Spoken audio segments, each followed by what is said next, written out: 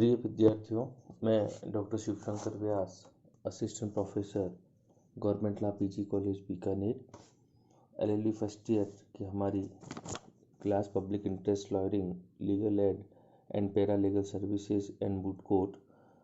कल की हमने अपनी क्लास में सोशल एक्शन लिटिगेशन पर अपनी चर्चा शुरू की थी और हमने बात की थी कि जो सामाजिक कार्यवाहीवाद की जो अवधारणा है वो 20वीं शताब्दी की एक अनुपम उदाहरण है और यही वह एक अवधारणा या नवीन प्रवृत्ति थी जिसके जरिए समाज की अनेक समस्याओं को न्यायालय तक पहुंचाया गया और न्यायालय ने इन समस्याओं को निपटाने में अहम भूमिका निभाई और ये सब संभव हो सका सामाजिक कार्यवाहीवाद या लोकहित कार्यवाही के माध्यम से।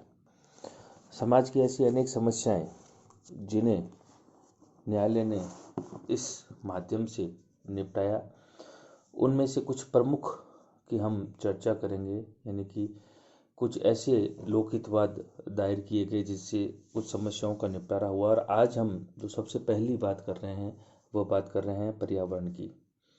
एक ऐसी समस्या जो आज वर्तमान समय में विकट रूप धारण किए हुए हैं और मानव जीवन के लिए पर्यावरण का प्रदूषण मुक्त रहना अत्यंत आवश्यक है। इस संदर्भ में संसद के द्वारा कई अधिनियम और कानून बनाए गए, लेकिन उनकी पालना न होने की वजह से न्यायालय ने अपनी एक सकारात्मक भूमिका सोशल एक्शन लिटिगेशन के माध्यम से या पीआईएल के माध्यम से निपटाई। तो सबसे पहले हम बात करें एमसी मेहता बनाम भारत संघ के मामले। आपके पेपर में कुछ ऐसी ही उदाहरण स्वरूप आपको देने होंगे। अगर आपको पर्टिकुलर किसी एक विषय पर पूछ लिया जाए कि पर्यावरण प्रदूषण हो गया या महिलाओं के अधिकार, बालकों के अधिकार, तब तो आपको उसी के ऊपर कुछ केस देने होंगे। अन्यथा आपको कुछ मिक्स केस, चाहे वो पर्यावरण से संबंधित है, महिलाओं से संबंधित होंगे, लैंगिक न्याय से संबंधित होंगे, इन सब के कुछ एग्जाम्पल के साथ में इस सामाजिक कार्यवाहीवाद के प्रश्न को हल करना होगा। आज हम पर्यावरण से संबंधित कुछ मामले बात कर रहे हैं। तो एमसी मेहता बनाम भारत संघ के मामले में सुप्रीम कोर्ट ने दिल्ली के आवासीय क्षेत्र में स्थित Shriram food and fertiliser company की एक इकाई को ओलियम नामक खतरनाक गैस का उत्पादन करने से रोक दिया जब तक कि कंपनी उन सभी सुरक्षा उपायों को नहीं अपनाती जो गैस को निकलने से रोकने के लिए उपयुक्त होना आवश्यक है। यानी कि इस फूड एंड फर्टिलाइजर कंपनी के द्वारा जो ओलियम नाम की खतरनाक गैस निकलती थी उसकी रोकथाम के उपाय नहीं किए जाए तब तक उसको रोकने के लिए निर्देश दे दिए।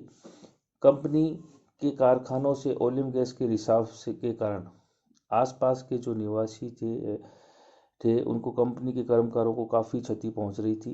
इस मामले को दिल्ली के वकीलों की एक संस्था ने न्यायालय के समक्ष प्रस्तुत किया था। यानी कि हम जो बात कर रहे हैं कि कोई वर्ग, व्यक्ति या संस्था किसी अन्य की ओर से मामले को इसमें संस्थित कर सकेगा, वही बात यहाँ पर हुई कि इस मामले को वकीलों की एक संस्था के द्वारा संस्थित किया गया था और कोर्ट ने आदेश दिया कि जब तक कंपनी उस ओलियम गैस के रिसाव को रोकने के लिए सुरक्षा उपाय नहीं अपनाती तब तक उसे आगे कार्रवाई नहीं करने दी जाएगी। इसी प्रकार एमसी मेहता बनाम भारत संघ के एक अन्य मामले में उच्चतम न्यायालय ने कानपुर के निकट जजमाऊ में स्थित चर्म शोधनशालाओं को तत्काल बंद करने का आदेश दिया क्योंकि इससे निकलने वाले मलबे से गंगा का पानी प्रदूषित हो रहा था। याची जो एक समाजसेवी था उसने उक्त याचिका उच्चतम न्यायालय में लोकहितवाद के रूप में फाइल किया।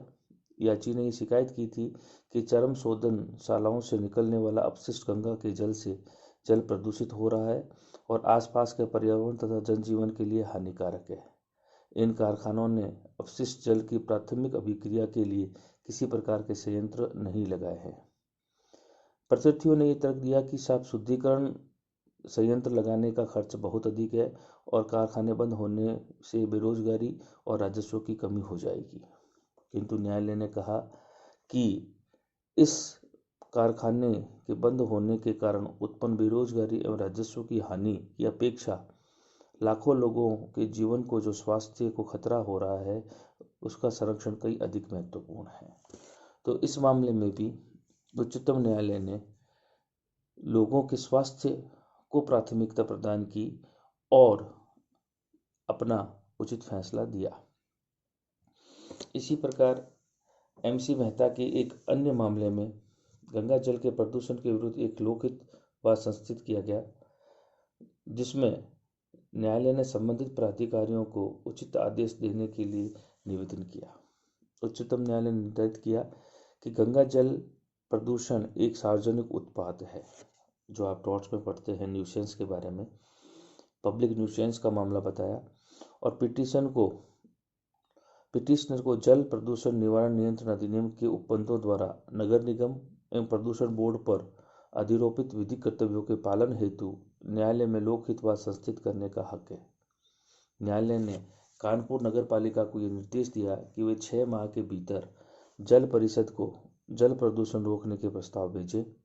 न्यायालय ने निर्देश दिया कि दूध की डेयरी को शहर के बाहर ले जाया जाए, श्रमिक कॉलोनी में सीवर लाइन बनाई जाए, निर्धन लोगों के लिए सार्वजनिक शौचालय एवं मूत्रालय बनाए जाए और मनुष्य की लाश तथा मरे हुए पशुओं को गंगा में फेंकने पर रोक लगाई जाए और कारखानों को स्थापित करने के लिए लाइसेंस तब तक न दिया जाए जब तक कि प्रदूषण रोकने के लिए भी पर्याप्त उपाय न कर ले। तो इस प्रकार अनेक ऐसे मामले हैं जिसमें पर्यावरण प्रदूषण को रोकने के लिए सरकार ने, सुप्रीम कोर्ट ने अहम फैसले दिए। इसी प्रकार एमसी मेहता के एक अन्य मामले में 1991 के ये डिसाइड किया गया कोर्ट के द्वारा कि दिल्ली में पेट्रोल और डीजल के द्वारा चलित वाहनों के कारण फैलने वाले प्रदूषण को बचाने के लिए समुचित उपाय करने के लिए लोकहित वाद लाया जा सकता है। न्यायालय ने दिल्ली प्रशासन को केंद्रीय मोटर यान अधिनियम 1989 की कड़ाई से पालन करने के निर्देश दिए। सुप्रीम कोर्ट ने एक लोकहित वाद में केंद्र और राज्य सरकारों को ये निर्देश दिया कि वे सभी सिनेमा घर, भ्रमणकारी सिनेमा घर में प्रत्येक शो के पूर्व प्रदूषण से संबंधित कम से कम 2 स्लाइड अवश्य दिखाए। यह उन्हें लाइसेंस प्रदान करने की एक पूर्ववर्ती शर्त होनी चाहिए। फरवरी 1992 से प्रत्येक दिन सिनेमाघर में थोड़ी अवधि की प्रदूषण से संबंधित फिल्में दिखाई जानी चाहिए। रेडियो और दूरदर्शन से प्रत्येक दिन 5 से 7 मिनट तक प्रोग्राम प्रसारित किए जाने चाहिए। सप्ताह में एक बार इस पर अवश्य एक लंबा प्रोग्राम किया जाना चाहिए। और सबसे इम्पोर्टेंट बात जो यहाँ पर इस केस में आई वो ये थी कि स्कूल और कॉलेजों में, विश्वविद्यालयों में प्रदूषण से संबंधित एक अनिवार्य विषय पढ़ाया जाना चाहिए। छात्रों, हम बात कर रहे हैं कि लॉग में कि पहले एनवायरनमेंट का पेपर आपके सिलेबस का एक पार्ट नहीं था और सुप्रीम कोर्ट के इन्हीं फैसलों के बाद बार काउंसिल ऑफ इंडिया के द्वारा एलएलबी पाठ्यक्रम में भी पर्यावरण से संबंधित मामले को पढ़ाने के लिए एक सब्जेक्ट जोड़ा गया। तो हमने आज कुछ केसेस के माध्यम से जो सामाजिक कार्रवाईवाद है, जिसमें अलग अलग मुद्दों पर चर्चा हमारे द्वारा की जानी है, उनमें पर्यावरण से संबंधित 3-4 केसों पर चर्चा की। इस प्रकार से अनेक केस आपको मिल जाएंगे। कुछ और केसेस होंगे जो यहाँ पर आप लिख सकते हैं अगर बड़े डिटेल में प्रश्न आए तो, और आप अपने आंसर को इस प्रकार से एडजस्ट कर सकेंगे। धन्यवाद।